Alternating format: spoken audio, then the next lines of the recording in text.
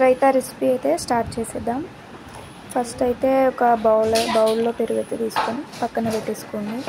అందులోకి క్యారెట్ సన్నగా తురుముకొని క్యారెట్ వేసుకోవాలన్నమాట. పెరుగులోకి ఇక్కడ చూపిస్తున్న విధంగా చేయండి. మొత్తం క్యారెట్ అంతా పెరుగులోకి అయితే తురుము వేసేయండి.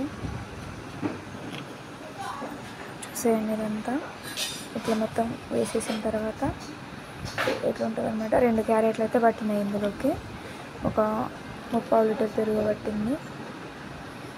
తర్వాత ఒక చిన్న ఆనియన్ తీసుకొని ఆనియన్ వేయాలన్నమాట. కట్ చేసుకొని ఆనియన్ వేసుకోండి. ఇందులోనే ఒక మీడియం సైజ్ కంటే కొంచెం తక్కువ ఉండాలి ఆనియన్, అదేయండి. ఒక 1/2 లీటర్కి కొద్దిగా ఎక్కువ పెరుగుకి 2 క్యారెట్ ముక్కలు, ఒక మీడియం సైజ్కి తక్కువ ఆనియన్, ఒక 3-4 పచ్చిమిర్చి తరిగేసి వేసేయండి.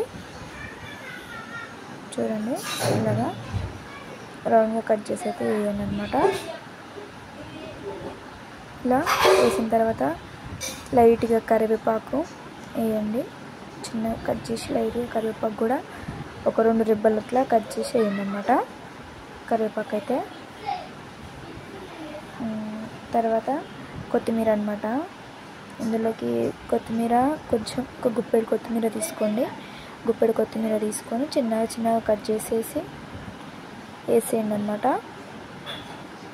ఇలా వేసేయండి, చిన్నగా కట్ చేయండి. గుప్పెడు కొత్తిమీర అయితే సరిపోద్ది. ఇందులోకి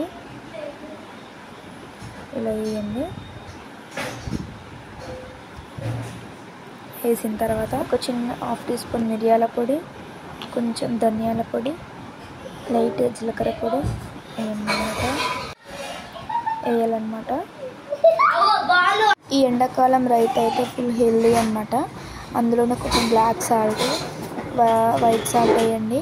వేసి మొత్తం మిక్స్ చేసేయండి. ఇదైతే రైతా రెసిపీ అన్నమాట. ఈ వీడియో నచ్చితే ప్లీజ్ లైక్, షేర్ అండ్